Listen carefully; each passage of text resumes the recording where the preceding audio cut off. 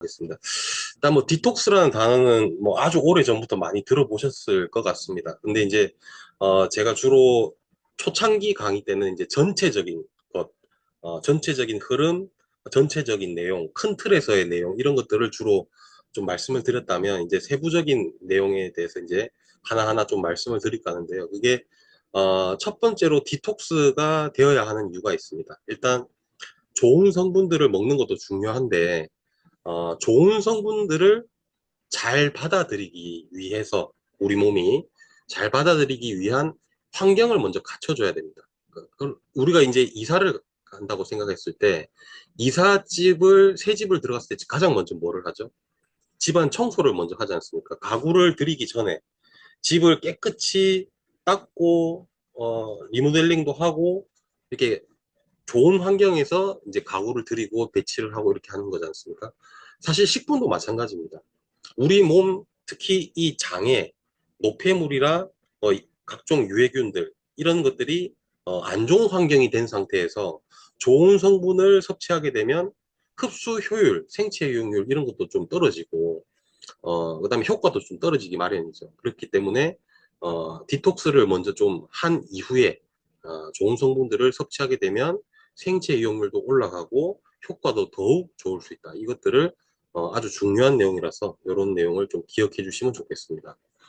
오늘 강의 흐름 자체, 디톡스에 대한 내용 자체는 디톡스란 무엇인가 일단 간단하게 좀 말씀을 드리고 몸에 좀 내보내야 될 것들이 뭐가 있는지 좀 알아보고 디톡스를 하지 않으면 어떤 일이 발생하는가. 그래서 우리 인큐테는 어떻게 디톡스를 하면 되는가에 대해서 이렇게 말씀을 좀 드리겠습니다. 일단 디톡스에 대한 오해가 좀 있는데요. 디톡스 하면 연상되는 이런 것들이 대표적인 게 한 크게 세 가지가 있는 것 같습니다. 첫 번째로 굶는다, 일단. 우리가 늘상 하루 뭐 두 끼 내지 세 끼를 먹다가 디톡스를 좀 해야 되겠다면 이제 밥을 먹지 않기 시작을 하는 거죠. 그러신 분들이 굉장히 많은 걸로 알고 있습니다. 근데 이제 굶으면 디톡스가 될까요? 오히려 우리 몸 디톡스, 즉 해독이 되려면 해독에 필요한 물질들이 있습니다. 그게 대표적인 게 바로 단백질, 뭐 비타민, 미네랄 뭐 이런 것들인데요. 이런 것들이 원활하게 공급이 되어야만 우리 몸은 해독을 할 수가 있습니다. 그냥 자동으로 그냥 막 들어오는 것들이 있으면 그걸 소화한다고 디톡스를 못하고 있다가 안 먹으면 해독을 하고 그런 것이 아닙니다. 해독에 필요한 영양소가 반드시 필요하다. 이런 것들을 좀 이해를 하셔야 되고요. 그다음에 이제 뭐 사우나나 뭐 이렇게 뭐 열탕 아니면 반신욕, 족욕 뭐 이런 것들을 통해서 땀을 좀 빼면서 디톡스를 해야 되겠다 생각하시는 분들도 계실 건데요. 땀으로는 일부 노폐물이 배출되는 것은 맞지만 실질적으로는 굉장히 미미한 양이고 실질적인 우리 몸의 노폐물의 배설은 가장 큰 부분은 대변이고 그 다음에 이제 소변 정도가 되겠죠. 그 다음에 특히 여성분들이 이런 생각을 좀 가지신 분들이 제 주변에는 많더라고요. 보니까 한 번씩 주기적으로 좀 설사를 해줘야 된다. 왜냐하면 남성분들에 비해 상대적으로 여성분들은 좀 이제 뭐 식사도 좀 소식을 하고 다이어트도 항상 평생을 하고 계시고 이러다 보니까 대변이 될 만한 성분들이 장에 많이 없죠. 남성분들은 막 식사도 많이 하고 이러다 보니까 금방금방 이렇게 좀 나오고 그러는데 여성분들 그렇지 않다 보니까 변비를 늘상 달고 산다. 그래서 이 배가 답답하고 이러니까 한 번씩 설사를 하면 막 오히려 좋아합니다. 사실은 근데 이제 설사가 굉장히 위험한 거거든요. 그 설사하는 과정에서 어, 예, 우리 몸을 이제 세포를 돌리게 하는 비타민, 미네랄 이런 것들이 굉장히 많이 소실이 되고요. 수분도 물론이고 여러 가지 우리 인체 건강에 필요한 것들이 많이 같이 배설되기 때문에 정말 좋지 않은 방법이다. 그리고 설사를 통해서 이제 많은 것들이 빠져나가다 보면 우리 장내 균총 이런 것들이 밸런스가 깨지게 마련입니다. 그래서 이제 설사를 하는 것이 올바른 방법은 아니다. 이런 거를 좀 알고 계시면 좋겠습니다. 자, 해독은 크게 세 가지 단계로 이루어집니다. 쉽게 말하면 제가 뭐 영어를 포함해서 뭐 활성화, 포합, 배출 좀 어려운 용어로 들리실 수가 있는데 첫 번째 단계는 말 그대로 그냥 독소를 중화하는 겁니다. 독소나 뭐 이런 나쁜 것들이 뭔가 쉽게 말하면 좀 성이 나 있는 거죠.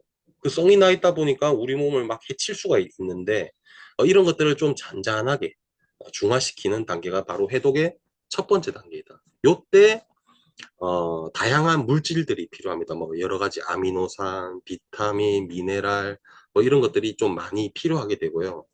자, 이렇게 잠재운 독소들을 두 번째 단계, 해독의 두 번째 단계로 배출이 용이한 형태로 바꿔주는 단계가 바로 이 단계입니다. 좀 잔잔하게 잠재웠으면 자, 이제 너는 나갈 준비를 해야 돼. 나갈 준비를 하는 게 2단계. 그때 어떤 작용이 일어나느냐? 글루크론산 같은 물질을 독소나 노폐물에 부착을 합니다. 그러면 우리 물에도 녹기 쉬운 상태로 성질이 변하거든요. 그러면 잘 배설이 됩니다. 그래서 이렇게 글루크론산 같은 것들을 독소나 노폐물에 붙이는 과정을 조금 어려운 단어로 포합이라고 합니다. 포합이라고 하는 이런 단계가 배설이 용이한 단계로 바꿔주는 단계 이렇게 보시면 되겠고 그 다음에 이제 배설이 용이한 형태로 바뀌었으면 이제 배설이 되어야 되겠죠. 실질적으로 해독의 3단계는 배설입니다. 그래서 해독은 첫 번째 독소를 중화시키는 단계, 배출이 용이한 상태로 바꿔주는 2단계, 마지막 배설이 3단계 이렇게 1년의 배설 과정이 이루어진다 이렇게 보시면 되겠는데요. 여기서 가장 중요한 게 뭘까요? 사람들이 보는 관점에 따라서 독소를 중화하는 게 제일 중요하죠. 내지는 배설을 하는 게 중요하죠. 내지는 배설이 용이한 형태로 바꿔주면 알아서 잘 나가는 거 아닐까요? 뭐 이렇게 다양하게 생각하실 수가 있는데 가장 중요한 거는 3단계의 배설입니다. 배출. 예를 들어서 앞단에서 청소부들이 열심히 쓰레기 분리수거 다 하고 악취 나는 것들을 닦고 모아서 쓰레기차에 실었는데 쓰레기차가 안 가는 거예요. 그럼 어떻게 될까요? 앞단의 노력들이 다 물거품이 되잖아요. 그러니까 해독이 될 수 있는 환경을 갖추려면 일단 배설이 잘 되는 환경을 갖춰놓고 해독이 이루어져야 되는 겁니다. 3단계지만 3단계가 될 수 있게끔 먼저 만들어 놔야 된다. 이 말입니다. 이해가 가십니까? 배설이 잘 되는 환경을 먼저 갖추고 해독이 이루어질 수 있게 되어야 한다. 이게 정말 중요하고 오늘 강의의 핵심 내용입니다. 우리 해독 기관은, 우리 인체에 있는 해독 기관은, 크게 5가지로 이제 볼 수 있겠습니다. 이제 뭐, 우리 몸에 있는 필터 기관이죠. 대표적인 게 간이죠, 간. 간에서, 대부분 해독 과정이 또 많이 이뤄지고, 여러 가지 뭐, 이로운 일들을 많이 하는 곳이 또 간인데요. 간과 함께 이제 수용성 노폐물들을 소변 등으로 배출하는 필터 기관, 신장이 있고요. 그 다음에 이런 담즙 같은 것들이 이제 간에서 만들어진 노폐물들을 담즙에 담아서 장으로 이동시키거든요. 그래서 이제 이런 담즙과 노폐물들을 대변으로 배출시키는 이제 장이 또 대표적인 해독 기관입니다. 그 다음에 이제 앞에 말씀드렸던 뭐 이제 땀을 흘리는 이런 것들이 다 피부에서 일어나지 않습니까? 피부에서도 극소량의 이제 노폐물이 빠져나가기 때문에 일종의 해독기관으로 피부를 보고 있고요. 그 다음에 이제 기체 같은 거, 가스 이런 것들은 폐를 통해서 호흡을 통해서 배설되는 이런 해독기관으로 또 볼 수도 있겠습니다. 우리는 매일 독소에 노출이 되죠. 우리도 모르게 늘상 항상 사용하는 것들이 뭐가 있습니까? 플라스틱이죠. 우리 일상생활에서 플라스틱을 접하지 않고 살아가시는 분은 아마 거의 없으실 겁니다. 그 플라스틱은 이제 여러 가지 물질들이 있는데요. 그 중에 또 미세 플라스틱 이런 것들이 우리 건강에 굉장히 문제가 됩니다. 그래서 뭐 생수통부터 시작해서 뭐 각종 용기, 뭐 반찬통 이런 것들도 전부 플라스틱이 많지 않습니까? 그런 것들에 의해서 우리가 나도 모르게 조금씩 다 먹고 있습니다. 그래서 이러한 것들이 좀 문제가 되는 것이고, 두 번째로 환경 호르몬, 비스페롤 A가 대표적인 이제 그런 것이죠. 예를 들면 비스페롤 A가 어디에 많습니까? 우리 뭐 카드 이렇게 하면 영수증 하면 영수증에 잉크 이런 것들에 보면 비스페롤 A가 굉장히 많아서 사실 그걸 영수증을 만지는 게 별로 좋지는 않습니다. 그거 이외에도 뭐 굉장히 많은데요. 뭐 전자레인지 이런 것들을 돌리게 되면 환경 호르몬 이런 비스페롤 A 같은 것들이 또 많이 발생을 하고요. 플라스틱에서. 그다음에 이제 뭐 플라스틱 용기에 또 많은 것 중에 하나가 프탈레이트라는 또 환경 호르몬이 또 있습니다. 이런 것들이 주로 우리 인체 지방 조직에 저장이 돼 가지고 배출이 잘 안 되죠. 마찬가지로 중금속도 배출이 잘 안 됩니다. 뭐 납, 수은, 카드뮴 이런 대표적인 중금속들이 배출이 안 되고 쌓여서 굉장히 오랫동안 지속되면서 우리 인체 건강을 안 좋게 합니다. 뭐 잔류 농약, 항생제부터 대기오염, 대기오염도 굉장히 우리 인체 건강에 좋지 않죠. 그다음에 발암 물질로 분류된 것 중에 하나가 바로 사실 뭐 저도 한 번씩은 먹는 겁니다. 가공식품이죠. 이렇게 가공식품은 사실 첨가물이라든지 보존료, 뭐 착색료 이런 것들이 우리 장, 특히 대장의 건강에 굉장히 좋지 않게 작용해서 대장암을 유발하는 대표적인 원인 물질이기도 합니다. 그다음에 이제 뭐 일부 약물이라든지 또 우리가 항상 즐겨 마시는, 특히 우리나라 사람들 음주 좋아하죠. 알코올 이런 것들이 들어오게 되면 다른 일을 제쳐두고 가장 유독한 독성 물질인 알코올부터 분해하기 시작하죠, 우리 몸이. 그래서 그만큼 우리 인체 측면에서 봤을 때는 알코올은 굉장히 큰 독이고 그것들을 해독하기 위해 항산화 효소, 뭐 글루타치온 이런 것들이 굉장히 많이 소모가 됩니다. 그다음에 알코올과 마찬가지로 이제 흡연 인구도 굉장히 많은데요. 이 흡연이라든지 간접 흡연 이런 것들이 결국에는 이제 활성산소를 많이 발생시킴으로 인해서 또 이렇게 우리 인체에 좋지 않은 결과를 초래합니다. 자, 우리 인체 시스템은 어, 누구나 가지고 있는 건데요. 근데 이제 이런 해독 시스템이 무너지는 세 가지 구간이 있죠. 이제 첫 번째로 당연히 너무 많은 양이 들어왔습니다. 내가 처리할 수 있는 어, 캐파를 넘어서는 독소가 유입되게 되면 처리가 안 되고 당연히 쌓이겠죠. 이거는 당연한 이치입니다. 두 번째로 이제 아까 처음에 말씀드린 것처럼 우리 몸은 해독이 자동으로 이루어지지 않습니다. 해독에 사용되는 물질이 있어야 해독이 되는 거거든요. 근데 그 해독에 사용되는 물질, 즉 보조인자 같은 뭐 글루타치온이라든지 뭐 비타민 B군들이라든지 뭐 아연 등 미네랄 같은 것들이 반드시 충분히 있어야 되는데 그것들이 부족할 때 해독은 원활하게 이루어지지 않는다라는 것이고 가장 중요한 거 배출, 배출로가 정체되는 것이죠. 대표적인 증상들이 변비가 있겠고 뭐 장내 부패, 유해균 우세로 장이 좀 막히게 되면 독소가 제때 빠져나가지 못하고 그 독소가 다 어디로 간다? 혈액으로 간다. 혈액으로 가서 우리 전체 전신을 돌면서 가볍게는 아토피 같은 피부염부터 시작해서 만성 염증, 그로 인한 심각한 질병까지 초래할 수 있는 것이 바로 이런 배출로의 정체다. 그리고 이제 장과 간이 순환한다 이 개념도 좀 참고로 알고 계시면 좋습니다. 이게 해독의 되도록이표라고 제가 적어놨는데요. 이게 무슨 말이냐면 아까 해독은 크게 3단계로 이루어진다 했죠. 독소를 중화하는 단계, 배출이 용이한 단계로 바꿔주는 2단계, 배설되는 3단계. 근데 1, 2단계 중화하고 배출되기 용이한 형태로 바꿨는데 바꿔서 장으로 보냈는데 담즙이라는 플랫폼에 실어가지고 보냈는데 이게 아까 뭘 연결한다 그랬잖아요. 독소랑 글루코론산 같은 것들을 연결하는 것을 포합이라 한다 했고 그 포합된 것이 장에 내려가서 배설이 돼야 되는데 이 배출되기 용이한 형태의 분자를 갖다가 다시 끊어주는 효소가 있습니다. 그 효소를 누가 주로 만드느냐? 유해균이 만든다. 그래서 어, 유해균의 효소에 의해서 배출되기 용이한 형태의 독소가 다시 분리가 되면서 그게 다시 흡수가 된다. 다시 재흡수가 된다. 독소가. 그렇기 때문에 어, 장에서 다시 간으로 가고 간은 또다시 이게 내가 아까 분명히 배출이 용이하게 보냈는데 또 왔네. 또 붙이는 거예요. 갔다가 또 다시 돌아오고 이렇게 계속 배출로가 막히게 되면 원활하게 배설이 되지 않으면 계속 독소가 순환하는 이런 악순환이 될 수가 있다라는 것을 좀 이해하실 필요가 있습니다. 방금 말씀드린 내용에서 좀 이어지는 내용인데요. 이 유해균이 우세할 때 아까 말씀드린 효소가 베타글루코로니다제라는 것이고, 아까 말씀드린 글루코론산이 연결된 포합된 상태를 분리하는 효소입니다.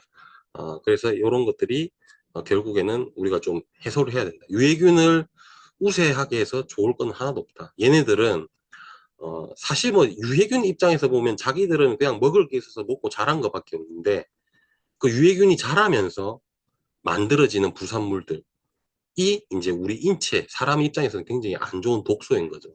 예를 들면 뭐 황화수소 같은 가스라든지, 아니면 뭐 여러 가지 뭐 인돌스카돌 같은 물질이라든지, 뭐 여러 가지 이제 대사물질들이 많이 생기는데, 그게 다 하나하나의 독소이고, 심지어 유해균이 자기가 만약에 죽어요. 살아서도 뭐 가스를 만들고 나쁜 것들을 만들어서 나쁜 놈이지만, 자기가 죽어, 유해균이. 그게 막 이렇게 분해가 됐어요. 그 분해된 조각조각 하나가 우리 몸에서는 또 하나의 어, 이런 독소로 작용합니다. 그래서 살아서도 나쁘고 죽어서도 나쁜 게 유해균이에요. 그래서 유해균을 줄이는 우리의 노력이 좀 필요하다라는 겁니다. 자, 그래서 우리 몸에서 반드시 내보내야 될 노폐물을 크게 네 가지로 한번 분류를 해봤는데요. 일단 대사노폐물입니다. 대사노폐물이 뭐가 있냐면, 자, 우리가 6대 영양소라 해가지고 탄수화물, 지방, 단백질, 그리고 뭐 비타민, 뭐 이런 것들을 먹지 않으면 우리가 살아갈 수가 없습니다. 생명을 유지하기 위해 반드시 매일 균형 있게 섭취해야 되는 영양이 있는데요. 그 영양 중에 단백질, 주로 단백질, 그게 이제 분해가 되면 암모니아가 생깁니다. 암모니아가 발생합니다. 그러면 이 암모니아가 발생하기 위해 단백질을 그러면 먹으면 안 되느냐? 그러면 또 다른 더 많은 문제가 발생하게 되죠. 우리는 필연적으로 단백질을 먹어야 합니다. 뼈의 건강을 위해서, 근육의 건강을 위해서, 당뇨가 생기지 않기 하기 위해서, 다이어트를 하기 위해서, 여러 가지 더 큰 목적을 위해 반드시 단백질을 먹어줘야만 합니다. 우리 몸은 다 단백질로 이루어져 있기 때문에 그러한 것들이 나이가 들면 계속 빠져나가고, 그런 것들을 어, 문제가 생기지 않게끔 계속 보충을 해줘야 되는 우리는 운명을 타고난 것들이 이제 사람입니다. 근데 그 단백질을 먹게 되면 분해가 되면서 발생하는 것들이 바로 암모니아다. 근데 이 암모니아 같은 것들이 우리 몸에는 굉장히 유해한 독소이죠. 음, 그래서 이런 암모니아 같은 것들은 특히 이런 신경세포 손상을 많이 일으키기 때문에 제일 피해를 많이 받는 게 어디다? 뇌다, 뇌. 뇌 신경세포가 손상되면 이제 알츠하이머 이런 것들이 또 잘 발생하게 되겠죠. 자, 그 다음에 두 번째 파트가 이제 산화, 당화, 산물이다. 대표적인 이제 활성산소.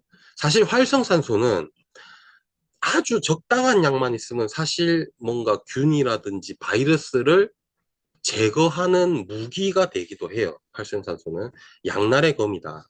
하지만 우리가 일반적으로 생활하는 라이프 스타일 구조 자체가 활성산소가 적당하게 생길 수가 없어요. 일단 우리가 숨만 쉬어도 활성산소는 생기고, 스트레스를 받으면 엄청나게 많이 생기고, 술이나 담배를 피면 말도 할 수 없을 정도로 많이 생기고, 심지어 햇빛만 받아도 자외선에 의해 활성산소가 많이 생기고 이렇거든요. 그래서 적당히 활성산소가 생기기가 어렵다. 대기도 굉장히 오염돼 있어서 그 오염된 대기를 통해서 또 활성산소가 많이 생기고. 자, 그러면 여러 가지 이유에 의해서 생긴 이 활성산소가 결국에 염증을 만들어내고, 그 염증은 뭐다? 만병의 근원이죠. 여러 가지 거의 대부분의 질병들을 발생하게 한다. 자, 그 다음에 세 번째 노폐물 종류로서 이제 장내 배산물이죠. 아까 말씀드린 것처럼 유해균이 주로 자기들이 이제 살아가면서 만드는 이제 대사산물들인데요.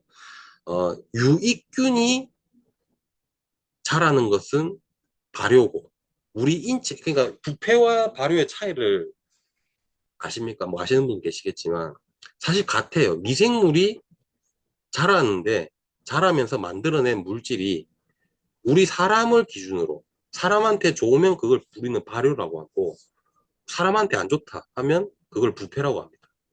기준은 사람의 기준이에요. 사람의 좋냐 안 좋냐 요거로 이제 구분을 하는 게 발효와 부패인데요. 이 부패 산물, 즉 우리 인체에 좋지 않은 균이 만들어낸 산물이 대표적인 게 인돌, 스카돌, 크레졸, 황화수소 아까 말씀드린 이런 가스 이런 것들이 있겠고 LPS가 이제 내독소라 그러는 건데 이게 말씀드린 유해균의 시체 조각 이런 것들을 LPS라는 단어를 좀 씁니다.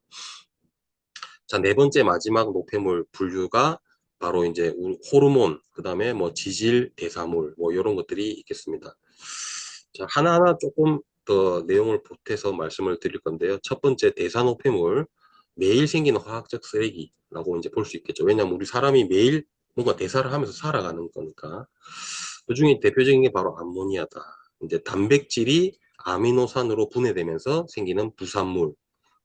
그래서 이제 이런 것이 원래는 암모니아가 생기면 간에서 요소로 바꿔서 소변으로 배설이 돼야 되는데 이게 예를 들어서 뭐 간이 안 좋거나 간 기능이 떨어지거나 아니면 여러 가지 원인에 의해서 쌓이게 되면 결국 아까 말씀드린 신경에 굉장히 치명적인 요소로 작용해서 뭐 가볍게는 피로감부터 집중력 저하, 나중에 심하게 되면 치매의 원인까지 될 수 있는 게 바로 암모니아입니다.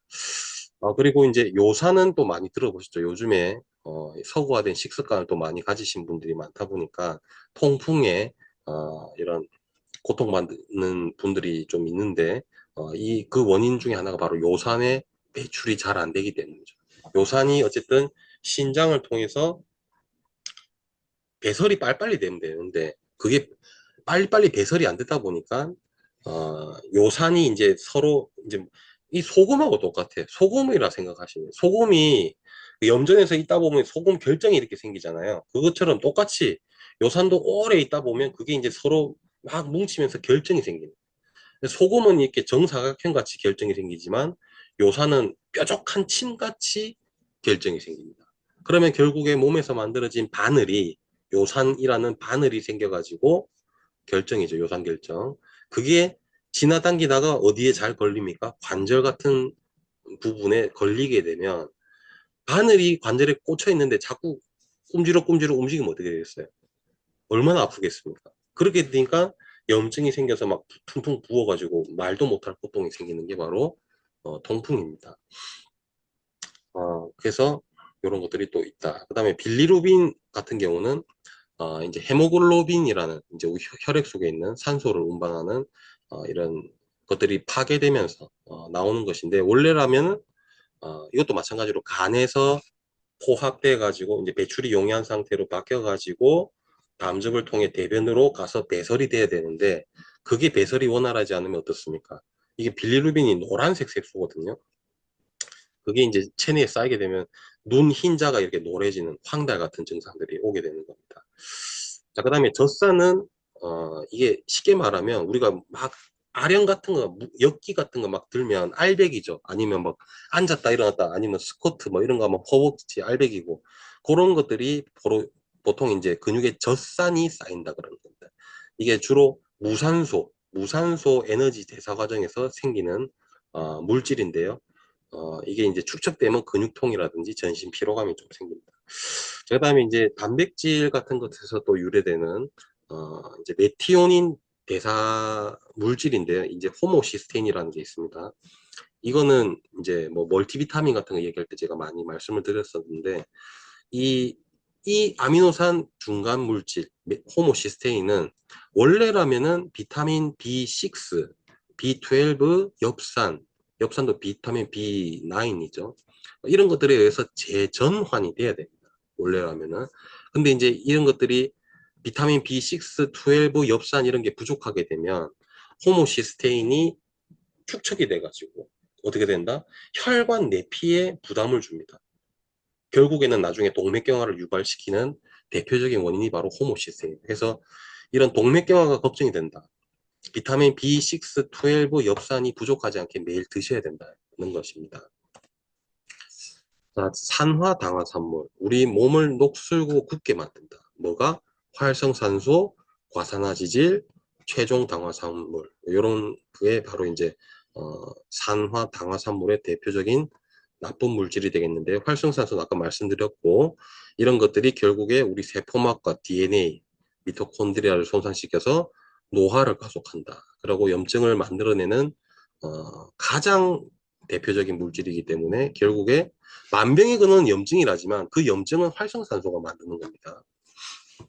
갑자기 뿅 생기는 게 아니에요, 염증이.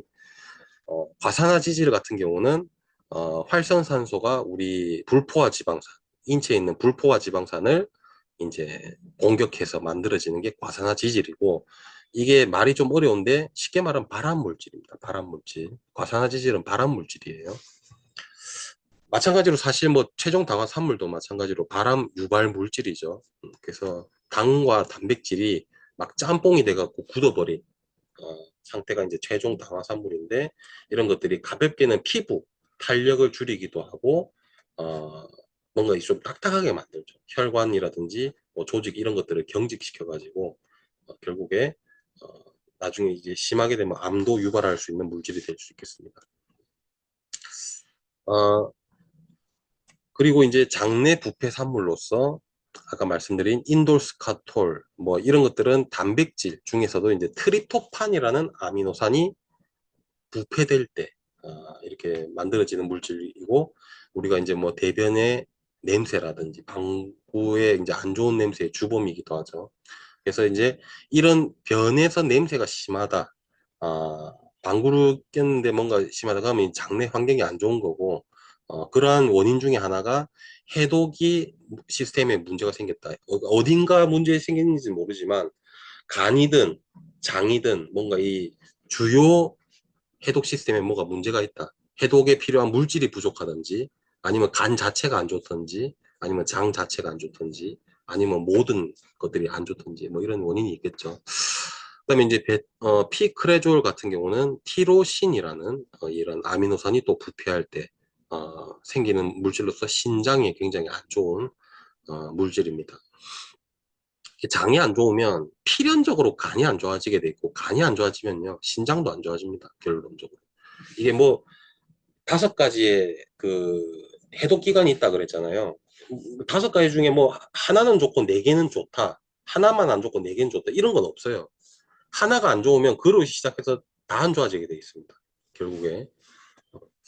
그다음에 황화수소는 이런 대표적인 유해균이 만드는 가스로서 우리 장점막을 갖다가 어, 에너지 대사를 방해해가지고, 장점막이 장의 제일 바깥 표면이잖아요. 어떻게 보면 변과 만나는 장의 가장 바깥쪽, 우리가 피부로 치면 피부 장벽 같은 게 이제 장 안쪽은 다 점막으로 이루어져 있으니까 그 점막에 중요한 것들이 다 모여 있습니다. 우리나라로 치면 서울 같은 거죠. 주요 기관들이 다 장 점막에 있어요. 면역 기관도 다 모여 있고요. 장 점막에 뭐 항체라든지 호르몬이라든지 또 뭐 세로토닌 이런 것들이 다 장 점막층에서 만들어지죠. 그래서 그 점막이 안 좋아진다는 것은 면역도 안 좋아진다. 우리 왜 장의 면역이 우리 인체의 면역의 몇 프로를 차지한다고 알려? 최소 못해도 한 70% 이상, 70에서 한 80% 우리 인체 면역을, 몸 전체 인체 면역 100으로 봤을 때 최소 못해도 70 이상은 장에서 담당을 하거든요. 근데 그 장 중에 그 점막에 면역 기관이 다 몰려 있어요. 그래서 장점막이 안 좋아진다. 우리 인체 면역이 안 좋아진다. 그 다음에 장이 안 좋아진다. 우리 인체의 멘탈 건강이 안 좋아진다. 왜 멘탈 건강이 안 좋아지는데? 세로토닌이라는 행복 호르몬이 장 점막에서 만들어져요. 행복을 한 느낌을 주게 하는. 그럼 뭐 행복 좀 안 하면 어때? 나는 그냥 뭐 굳이 행복 안 해도 돼. 이렇게 생각하실 수가 있는데, 행복 안 하면 불행한 거예요. 행복하지 않다? 그럼 불행하다. 그러니까 불행이 어떻게 시작됩니까? 우울감이 오고, 불안감이 생기고, 공황장애가 생기는 겁니다. 그래서 장이 안 좋으면 이 멘탈이 약하신 분, 멘탈에 문제가 있으신 분, 공황장애, 불안증, 우울증 있으신 분들은 반드시 장이 안 좋다. 이거는 뭐 예외 없습니다. 무조건 장이 안 좋습니다. 그 다음에 그 장이 안 좋으신 분들의 대표적인 또 공통점이 잠을 편안하게 깊게 못 잔다. 그렇게 되어 있습니다. 그죠? 왜? 장에서 만들어진 세로토닌, 즉 행복 호르몬이 지금 같은 밤이 되면 우리가 불을 다 끄면 완전 밤이 되잖아요. 그럼 그 세로토닌이 멜라토닌으로 바뀐다. 멜라토닌 많이 들어보셨죠? 무슨 호르몬이다? 깊은 잠을 자게 해주는 숙면 호르몬. 그러니까 장이 안 좋다? 행복한 호르몬이 안 만들어져. 멘탈에 문제가 생기고 밤에 잠도 못 자. 숙면 호르몬으로 전환될 게 없으니까. 그럼 잠을 못 자는 날이 하루, 이틀, 한 달, 두 달, 1년, 2년, 10년이 된다? 무슨 문제가 발생할까요? 뭐 컨디션만 안 좋고 말까요? 그렇지 않습니다. 신체 대사는 떨어지고, 그 다음에 우리가 깊은 잠, 렘 수면 단계라고 그러죠. 렘 수면 단계에 접어들어야 뭐가 나옵니까? 척수에서 뇌척수액이 나와서 우리 뇌세포 사이사이를 돌아다니면서 노폐물을 치웁니다. 우리가 깊은 잠에 들어서면 뇌세포가 약간 이렇게 축소가 됩니다. 서로 다 축소가 되면서 틈이 생기죠.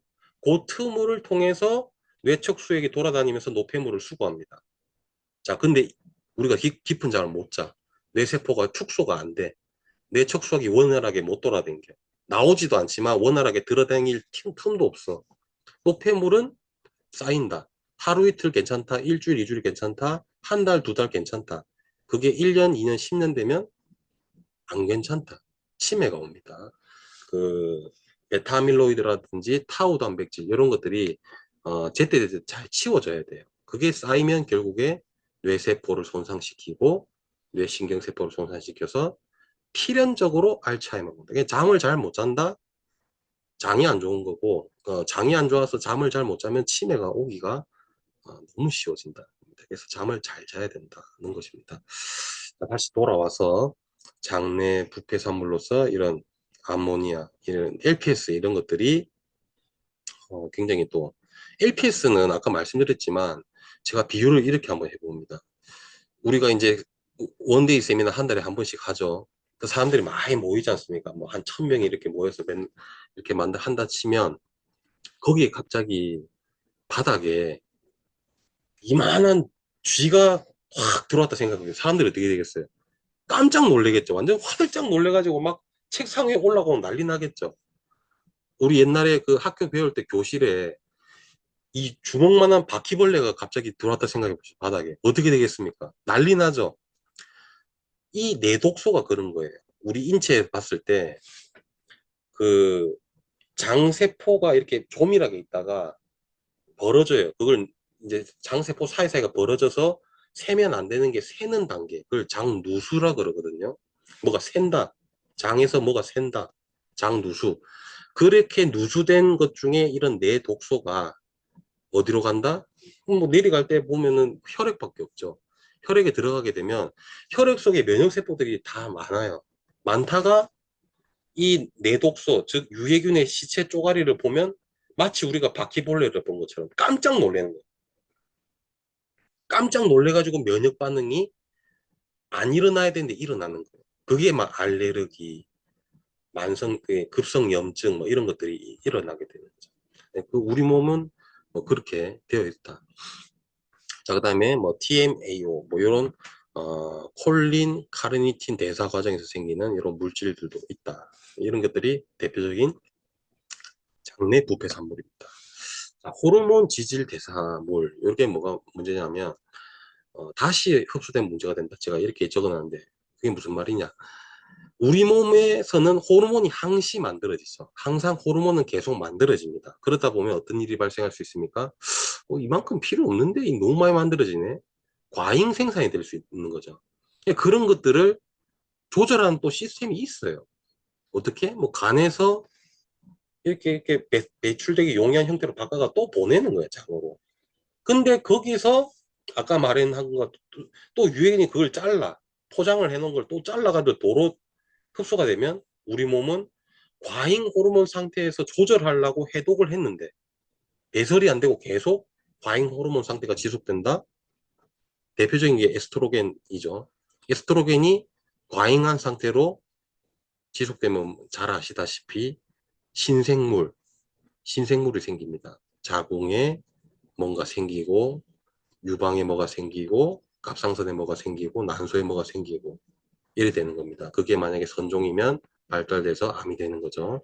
그래서 이 장에서 배설이 엄청 중요한 거예요. 이게 안 됨으로 인해서 발생되는 것들이 너무 많습니다.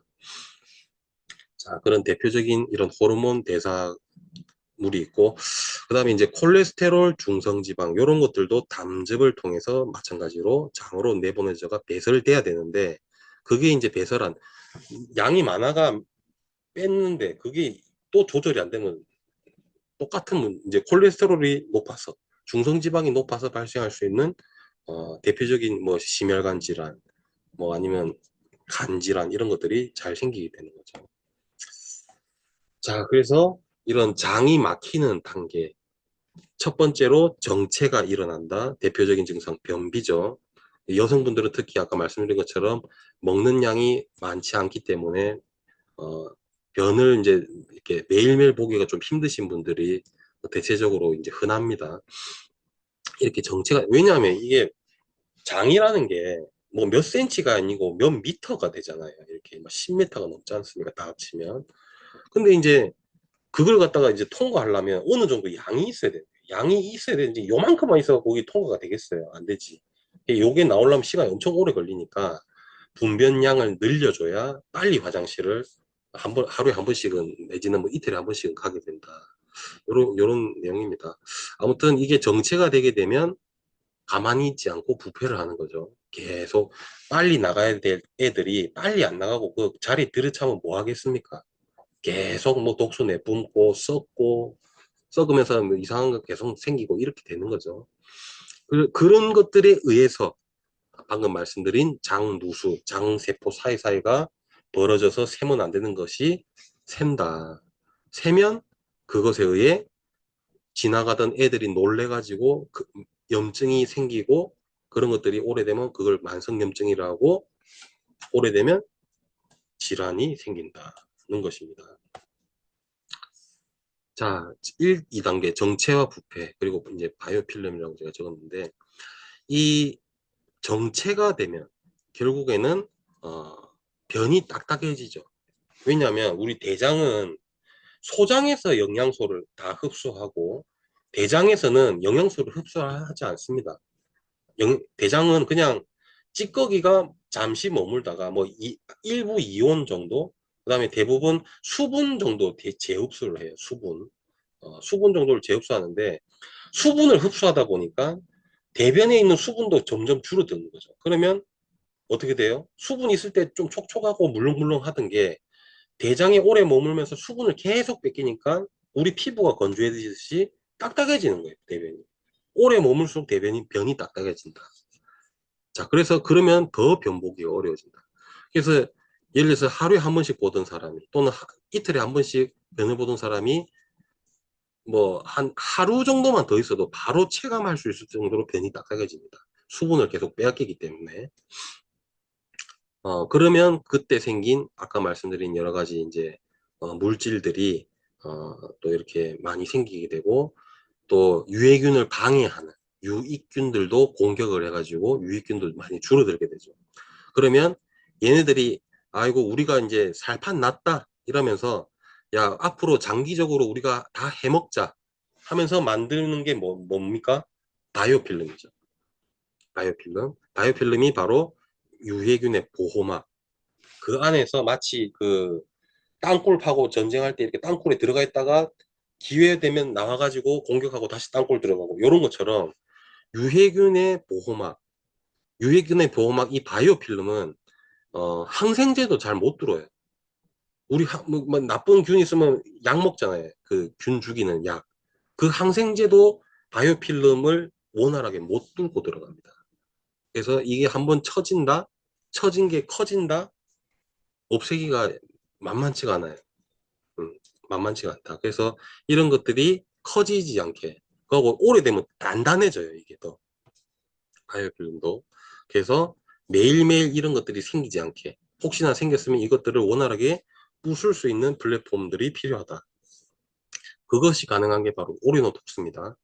어, 일반적인 차전자피 식이섬유가 하는 기능이 아니라 우리 오리노톡스에는 식이섬유 외에 바이오 필름을 분해할 수 있는 효소가 들어있어요. 바이오 필름을 부시기 위해 제가 이제 컨택한 이런 효소들의 조합이 있습니다. 그래서 나중에 뭐 뒤에 나올 때 자세하게 말씀드리겠습니다. 일단 이런 바이오 필름이 또 이렇게 우리 인체 건강을 좋지 않게 한다. 그 다음에 3단계 장누수, 장누수라고 아까 말씀드렸는데, 이 장누수의 원인은 사실 여러 가지가 있는데, 사실은 그 효소 있잖아요. 효소가 굉장히 중요해요. 장누수를 예방하기 위한 가장 중요한 게 효소의 섭취입니다. 왜냐하면 소화가 덜 된 음식이 대장에 내려갔을 때는 난리가 난다. 이게 무슨 말이냐? 아까 말씀드렸듯이 우리가 먹은 음식이 소장에서 다 흡수가 되고 찌꺼기만, 영양가가 없는 찌꺼기만 대장에 잠깐 머물다 나가야 된다 했잖아요.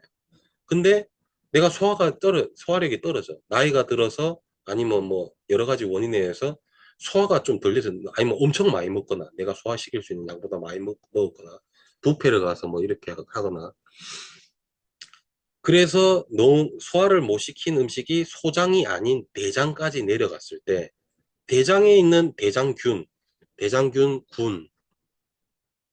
비슷하게 생긴 애들, 그런 애들이 완전 파티를 하는 거죠. 그러면 걔네들은 또 진짜 말 그대로 파티를 하는 거예요.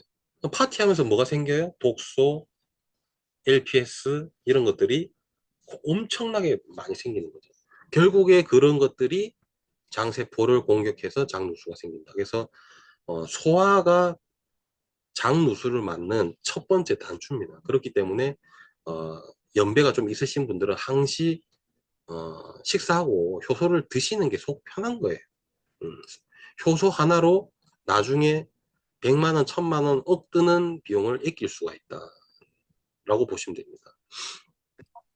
그리고 이제 아까 말씀드린 이 장벽이 어쨌든 벌어지는 거라 그랬잖아요.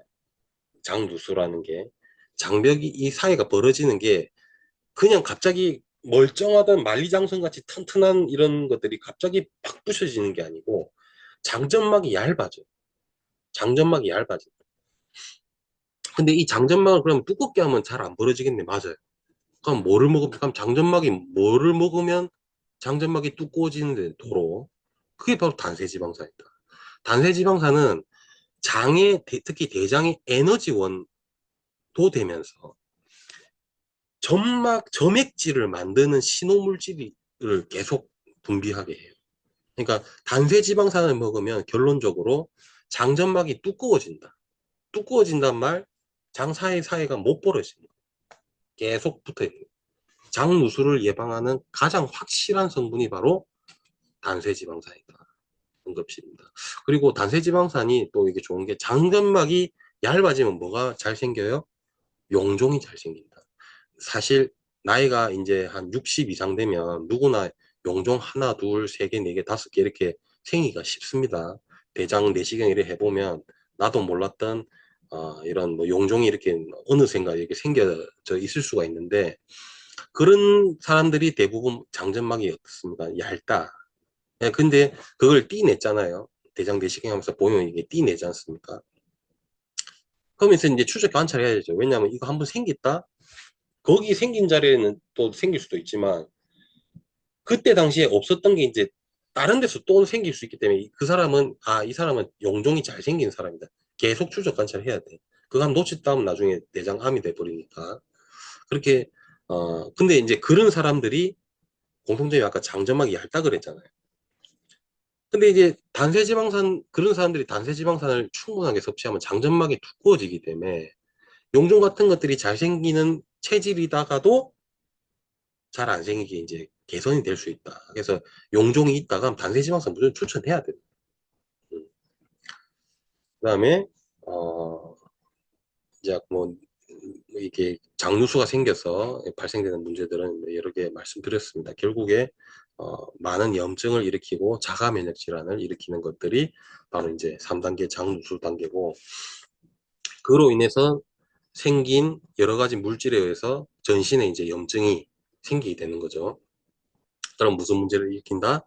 일단 대사, 인슐린 저항성을 만든다.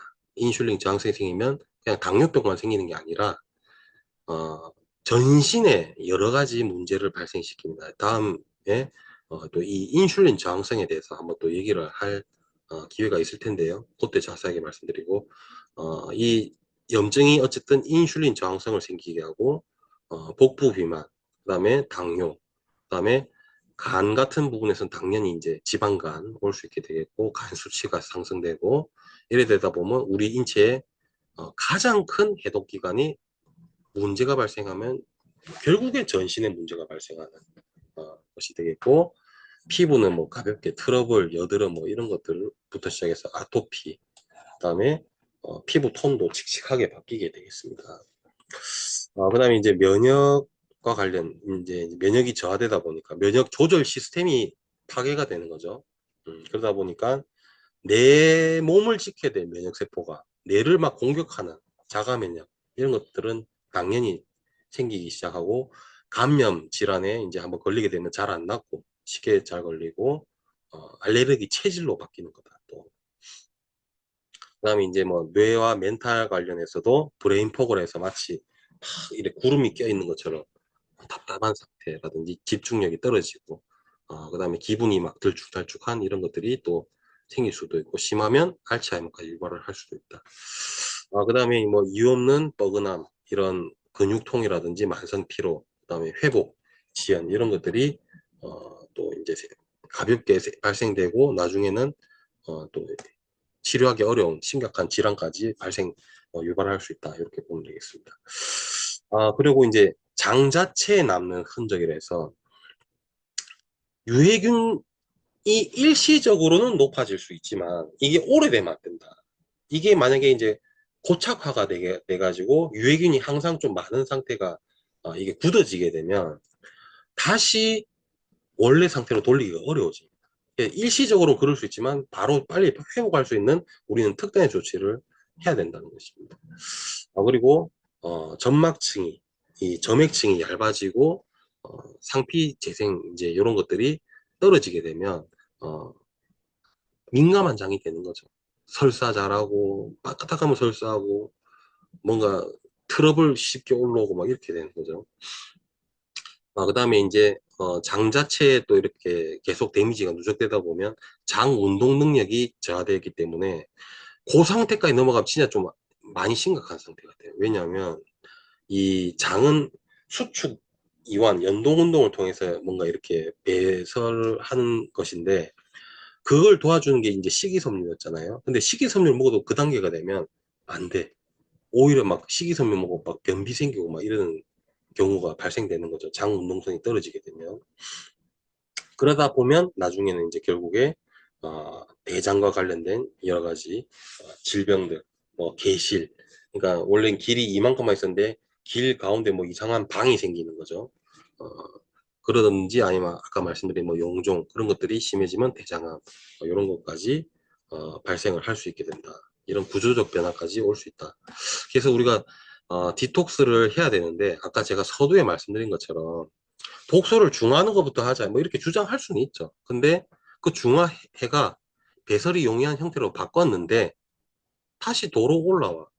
왜냐하면 배설될 길이 확보가 안 돼서. 그러면 안 되겠죠. 그래서 먼저 돼야 되는 건, 자, 우리 이제 해독하기 전에 우리 쓰레기 나갈 길부터 뚫어 놓자 이겁니다.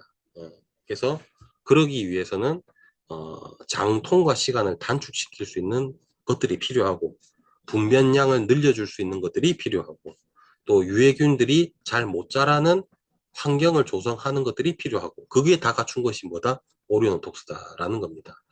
어, 오리노톡스는 어쨌든 뭐 뒤에 말씀드리겠지만 이런 차전자피 식이섬유만 있는 게 아니고 바이오 필름을 부술 수 있는 플랫폼이 있고 대장 환경을 바꿔줄 수 있는 플랫폼도 있어요. 그 내용에 대해서는 뒤에 말씀드릴게요. 그 다음에 자, 이제 배출로를 열었잖아요. 오리온 톡스를 통해서 배출로를 열어놨어. 이게. 그 다음에 해독을 지원해야 되겠죠. 이제 본격적인 해독을 지원해야 된다. 그러면 해독이 대표적으로 어디서 일어난다? 간에서 일어나는 거죠. 간에 도움되는 걸 집어넣어줘야 돼. 실리마린. 실리마린 근데 흡수가 잘 안 돼요. 하지만 우리는 걱정이 없습니다. 왜? LNP라는 플랫폼으로 간세포에 그대로 때려 넣어버리잖아. LNP, 밀크시슬이. 그 다음에, 이 커큐민도 어쨌든, 해독에 지원을 할 수 있습니다. 담즙 생성량을 증가시키거나 아니면 또 간에 부담을 주는 이런 염증을 해소하거나, 왜냐하면 염증이 또 가장 좋은 물질 중에 하나가 또 커큐민이니까요. 이런 식으로 간의 처리 능력을 지원한다. 그 다음에 자, 대장의 길을 뚫어놨다. 오리온톡스로. 그 다음에 간을 튼튼하게 신선하게 막 해준다. 힘을 지원해준다. 리버엑스 오리온톡스. 그 다음에 그럼 간이 열심히 해독을 하겠죠. 해독을 하면 배출도 잘 되겠죠. 그러면 요 일단 기본 시스템이 갖춰진 거예요. 그러면 간도 만들어 놨으니 장도 좀 튼튼하게 해야 될 거 아니겠어요. 장에서 막 또 새고 뭐 자시고 막 하면 안 되니까. 그래서 이 단쇄지방산 그다음에 이런 것들로 인해서 장 점막을 두텁게 하고 장의 에너지원이 직접적으로 되기도 하고 이런 식으로 장 환경을 좀 바꾸는데 단쇄지방산을 적극적으로 활용을 하시고 그다음에 또 그것들을 지켜주는 군대도 매일매일 배치를 해야 되겠죠. 뭐죠? 바로 프로바이오틱스죠. 유산균 얘기가 나와서 이제 잠깐 짧게 말씀드리면 우리가 먹은 유산균이 우리 장에 정착이 된다. 이렇게 좀 믿으실 수가 있는데 사실은 좀 그렇진 않아요. 조금 더 정확한 표현은 장기 투숙 고객이라고 보시면 돼요. 장기 투숙 고객도 어쨌든 결국엔 나중에 가는 거잖아요. 뭐 1박 2일만 있다가 나가는 단기 투숙객도 있겠지만 뭐 한 달 뭐 이렇게 머무는 장기 투숙객이 있잖아요. 프로바이오틱스 우리가 먹는 프로바이오틱스는 장기 투숙 고객이에요, 사실은. 그래서 우리가 먹었다 위산을 통해 살아서 내려갔다 장에 내려갔다 그러면 어, 짧게는 며칠에서 길게는 뭐 몇 달까지는 머물 수 있습니다. 그러다가 결국에는 배설이 돼요. 그렇기 때문에 유산균을 한번 먹으면 내장 어딘가에 잘 뭐 정착해 있겠지 라고 생각하실 수가 있는데 실질적으로 그렇지가 않아요. 그래서 어느 정도 머물다가 가버리기 때문에 우리가 계속 공급을 해줘야 된다. 그리고 지원을 조금만 해줄 거냐 좀 많이 해줄 거냐 뭐가 좋겠습니까? 지원군을 조금만 해주는 것보다 많이 해주는 게 좋겠죠. 그래서 유산균은 너무 한꺼번에 막 많이 먹는 것보다 자주 드셔도 괜찮다. 그래서 한 번을 먹을 거면 아침 공복에 먹어라. 왜? 유산균은 위산에 제일 약해요. 뭐 위산에 강한 유산균 어쩌고저쩌고 해도 결국에 위산에 담가 놓으면 결국에는 시간 지나면 죽습니다. 음, 다른 균에 비해 좀 조금 더 견딘다 이 말이지 위산에 무조건 견딘다는 없어요. 유산균은 자기가 만든 유기산에도 죽는 게 유산균입니다. 웃기죠? 그렇기 때문에 그거보다 더 강력한 유산균이 견딘다 그건 사실은 좀 어려운 거예요. 예, 조금 상대적인 개념인 거죠. 위산에 견디는 능력이 상대적으로 조금 더 좋다. 그래서 결론적으로 이거는 많은 연구를 통해 세계적으로 밝혀진 사실입니다. 누구도 부정할 수 없는 사실입니다. 유산균은 언제 먹어야 되느냐? 위산이 가장 적은 시간이 그 시간이 언제인데 아침 공복 식사를 하기 전 밥 먹고 유산균 드시는 분도 있는데 그러면 유산균 시체를 먹는 거하고 비슷한 거예요. 왜냐면 밥을 먹고 나면 그 밥을 소화하기 위해 위산이 많이 나옵니다. 그러면 그 많이 나온 위산에 의해 유산균이 죽는 거죠. 죽기 쉬운 거죠. 그래서 아침 공복에 물 한 잔 먹으면서 여기 한번 씻어 내리고 그리고 딱 프로바이오틱스 하나 이렇게 미온수에 먹는 게 제일 좋은 방법입니다. 한 포를 먹어야 된다면. 아침 공복을 기준으로 하나 무조건 하고 플러스 알파는 자기 알아서 어, 이왕이면 공복에 드시면 되겠습니다. 자, 그리고 이제 다시 한번 자 배설기를 오리온톡스 일단 열어놨다. 그 다음에 메인 기관 장을 지원한다. 그 다음에 결국에 배설되는 공간을 좀 단단하게 한다. 단세지방산 이런 걸로 프로바이오틱스로 관리자도 계속 주기적으로 집어넣어 가지고 잘 관리하게 하고 벽 자체도 단단하게 두텁게 한다. 단세지방산 이런 걸로. 자, 그 다음에 이런 것들이 잘 원활하게 돌아가게 하려면 결국에 간을 튼튼하게 하는 것도 있지만 아까 뭐라 그랬죠? 해독할 때 쓰이는 물질이 필요하다 했잖아요. 그 물질이 부족하면 간 튼튼해도 해독 잘 못합니다. 간만 그냥 튼튼하면 못해. 해독할 수 있는 장비가 없는데 그 장비를 충분하게 매일매일 공급해야 돼. 그게 뭐다? 비타민 C라든지 여러 가지 비타민 뭐 B군이라든지 또는 미네랄이라든지 그것이 있는 것이 바로 멀티비타민이다. 그래서 이런 멀티비타민 같은 것들도 어, 디톡스를 하기 위해서 반드시 충분하게 드셔야 되는 것입니다. 자, 그 우리 오레오톡스 같은 것들이 뭐 식이섬유에 너무 많이 얘기했으니까 그래서 분변량 늘려주고 하루 6g 이상 먹으면 혈중 콜레스테롤을 낮춰준다. 어떻게 낮춰준 콜레스테롤 어떻게 낮춰주는데 담즙이 간에서 만들어져가 소장으로 이동해 소장 끝에서 다시 95%는 재흡수가 돼, 재활용이 돼요. 근데 식이섬유가 있다? 담즙을 잡아 재흡수를 못하고 배설되게 해요. 그러면 도로 담즙을 또 만들어야 되잖아요. 뭐 배달할 때 주로 담즙을 쓰니까 간에서 장으로 배달할 때 그럼 재료가 뭔데? 그게 바로 콜레스테롤. 우리 몸에 있는 콜레스테롤을 써가 담즙을 만들었는데 그 담즙이 원래는 95%가 재활용되는데 재활용 못하게 식이섬유가 잡고 밖으로 빠져나가 버렸어. 우리 몸에 있는 콜레스테롤을 써가지고 담즙을 도로 만들다 보니 점점 콜레스테롤 재고가 없어지는 거예요. 우리는 혈중 콜레스테롤이 낮아진다. 비오트리 같은 것들은 콜레스테롤 자체를 합성을 못하게 하는 거예요. 그런 방식이 있고 이 오리노톡스는 콜레스테롤을 많이 쓰게 하는 방식, 많이 못 만들어지게 하는 방식, 많이 쓰게 하는 방식, 이렇게 메커니즘이 좀 다릅니다. 그 다음에 이제 핵심이 이거예요. 바이오필름. 이런 것들을 깨부실 수 있는 플랫폼이 웬만한 식이섬유 잘 없다. 식이섬유만 가지고는 바이오필름이 안 부서져요. 바이오필름 재료가 뭔데? 몇 가지 단백질, 그다음에 중요한 게 셀룰로스라는 우리 사람이 분해할 수 없는 다당체로 이루어져 있어. 그거를 분해할 수 있는 효소가 우리 제품에 들어가 있어요. 그래서 바이오필름을 효과적으로 깨부실 수가 있다. 유해균의 은신처, 보호막을 깨부실 수가 있다. 그 다음에 이제 락추로스라고 하는 프리바이오틱스가 있어요. 이 프리바이오틱스도 기능성을 인정받은 물질입니다. 식약처에서. 이게 정말 또 좋은 물질 중에 하나가 대장에 내려가가 우리 뭐 비피더스균 이런 대장에 사는 좋은 균들의 먹이가 돼가지고 대장의 pH를 갖다가 바꿔줘 버려요. 어떻게 바꾸는데 비피더스균이 살기 좋은 환경으로 바꿔버려요. 그러면 누가 싫어해? 그 대장의 이름도 대장이고 지 이름도 대장균이잖아. 그러면 집주인 격인 대장균이 싫어하는 환경이 돼버려요. 그 집이. 그럼 잘 못 사는 거죠. 잘 못 살면 지가 만들어서 우리한테 피해줬던 거를 잘 못하게 되는 거예요. 이 락추로스가 그런 기능이 있습니다. 우리 오렌톡스에 들어가 있죠. 그래서 또 이게 또 핵심적인 또 중요한 내용이 잘 들으셔야 돼요. 아까 암모니아 얘기 많이 했죠. 암모니아가 무슨 짓을 한다고요? 우리 몸에 염증을 만들고 주로 뇌에 가고 신경을 손상시킨다 했죠. 뇌세포 같은 뇌신경세포. 그 암모니아가 약산성 환경이 되면 흡수가 잘 안 돼. 우리 몸에 흡수가 잘 안 되게 하는 거예요. 누가? 락추로스가. 락추로스가 대장에서 비피더스균에 의해 장 환경이 약간 약산성으로 pH가 저하된다. 암모니아가 만들어져도 그게 흡수가 잘 안 되게.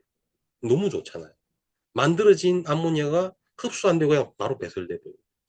그걸 가능하게 하는 게 락추로스가 한다. 우리 오리온 독스에 들어있는. 아시겠죠? 자, 그 다음에 이 바이오 필름 같은 것들은 어쨌든 어, 많으면 안 된다. 아까 말씀드렸죠. 중요한 내용 속에서 한 번 더 말씀드리면 어쨌든 이 오래 머물수록 단단해지고 분해하기가 더 어려워진다. 나중에 너무 심하게 되면 어, 우리 제품을 이제 뭐 조금만 먹어도 이제 분해가 잘 될 수 있게 되어 있지만 이게 오래 지나면 이제 힘들어지는 거죠. 여러 한 포 가지고 한두 포 가지고 될 것들이 뭐 한두 통으로 해야 되거나 아니면 뭐 장기적으로 해야 되거나 뭐 이런 일이 될 수가 있겠다. 그다음에 어 리버엑스 장에서 올라온 부담을 이제 어쨌든 간에서 받기 때문에 간에서 도움이 되는 이런 제품을 좀 활용해줘야 디톡스가 제대로 된다. 그래서 아까 실리마린 자체는 원래 흡수가 안 되는데 우리는 걱정이 없다. 다른 제품들은 좀 걱정이 많겠지만 사람들한테 소구할 때는 뭐 밀크시슬 간에 좋아요. 다 아는 밀크시슬 아시죠? 라고 하지만 뒤에서는 이거 뭐 먹어봐야 흡수도 안 되는 거 자기들은 알죠. 개발자들은. 하지만 저희들은 그런 것들이 없습니다. 흡수에 대한 걱정이 전혀 없다. 그리고 부담은 더 줄였다. 그래서 일반 밀크시슬보다 훨씬 안전하고 독성 없이 흡수는 너무 잘 되는. 그래서 간에 지원을 해서 간이 해독을 잘 할 수 있게 북돋아주는 게 바로 또 리버엑스. 자, 그 다음에 이제 장벽 제거하는 거 단세지방산 말씀드렸고, 그걸 지키는 프로바이오틱스. 그 다음에 항산화 뭐 이런 것들 간 지원하는 게 또 오리진 X. 그 다음에 보조인자 중요하다 했죠. 이것들을 보충을 매일매일 안 해준다. 해독을 할 수 있는 인자들을 공급을 안 해준다. 그러면 뭐 장 단단하게 하고 간 활성화 시키 봐야 해독이 안 된다. 해독할 수 있는 장비를 지어줘야지. 벤치를 지어줘야 나사를 쪼을 거 아니겠습니까? 예, 그렇게 생각을 하시면 되겠습니다. 그래서 큰 대전제는 비우고 채운다. 이렇게 많이 알고 계시는데 비우는 건 맞다. 나갈 길을 열어준다 개념입니다. 오늘 이야기로 이제 비유를 하자면 오리온톡스 제일 첫 번째로 일단 비우기부터 시작하셔라. 배설되기가 용이한 형태를 환경을 만들어 주고 간을 건강하게 하고 장도 건강하게 해라. 그 다음에 그 물질을 항상 해독을 할 때 필요한 물질들을 공급해 주는 것도 절대 잊지 마라. 이겁니다. 이 논리가 오늘의 디톡스 얘기입니다. 그 다음에 이제 플러스 알파로 기본 생활 습관도 좀 갖춰줘야 되겠죠. 물도 충분히 좀 드시고, 그 다음에 변을 보는 것도 이 주기적으로 봐. 하루에 한 번을 보는데 어느 날은 아침, 어느 날은 점심, 어느 날은 저녁, 어느 날은 갑자기 자다 일어나가 새벽 이러면 바이오 리듬이 없는 거예요. 원활한 좋은 배변 습관이 아닙니다. 그래서 이왕이면 좀 같은 시간대에 볼 수 있도록 해주면 더 좋다. 그래서 12시가 되면 자동으로 배가 고파가 점심을 먹고 6시가 되면 배가 고파가 저녁을 먹고 아침 7시가 되면 자동으로 눈이 떠지고 7시 반이 되면 자동으로 배가 살살 아파서 화장실 이게 너무 좋은 그 바이오리듬이죠. 그런 거를 갖추기 위해 좀 규칙적인 습관을 가지시는 게 좋다. 그래서 갑자기 규칙적인 생활이 생기는 게 아니고 뭐부터 시작해야 됩니까? 밥 먹는 시간부터 일단 똑같이 비슷하게 해라. 어느 날은 10시에 먹고 어느 날은 2시에 먹고 어느 날은 점심만 먹고 저녁만 먹고 뭐 이래 하면 바이오리듬이 밥 먹는 것부터 제대로 해라. 그 다음에 자는 시간 그걸 갖춰라. 요거부터 하나하나 딱 하면 바이오리듬이 생겨요. 그러면 바이오리듬 생기면 자동적으로 변본 시간 그 다음날 또 비슷한 시간에 또 변보게 되어 있습니다.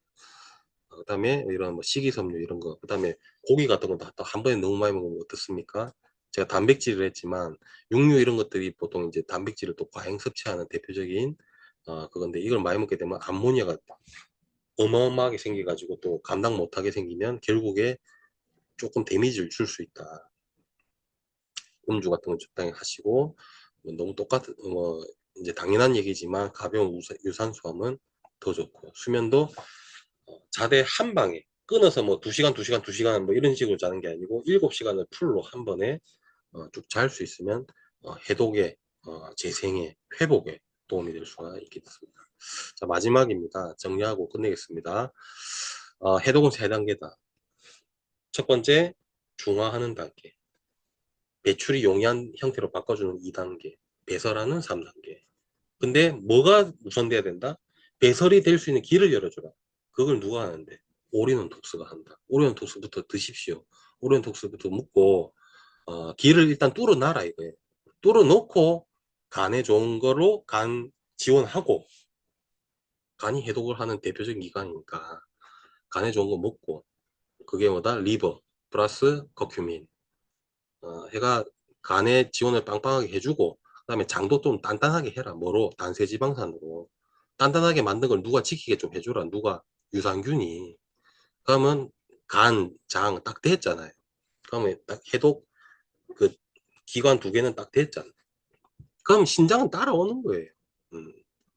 신장은 따라오는 거고, 피부도 따라오는 거고, 폐도 따라오는 겁니다. 핵심 두 가지의 그 큰 필터를 갖다가 딱 해놨으니까. 그 다음에 잊지 마라. 뭐 잊지 마라? 제일 중요한 거 끝에. 매일매일 해독할 수 있는 요소를 넣어줘야 단단해진 간과 단단해진 장이 해독을 잘한다. 그게 바로 미네랄 비타민이다. 이렇게 또 생각하셔야 됩니다. 자, 이렇게 일단 열어놓고 환경 두 가지를 간, 장 바꿔놓고 재료를 매일 넣어라. 어렵지 않죠? 네, 이렇게 생각하시면 디톡스는 완벽하게 될 수 있다. 이렇게 보시면 되겠습니다. 자, 오리온 톡스로 일단 비우는 것부터 시작하십시오. 오늘 얘기는 제 이것으로 마치도록 하겠습니다. 감사합니다.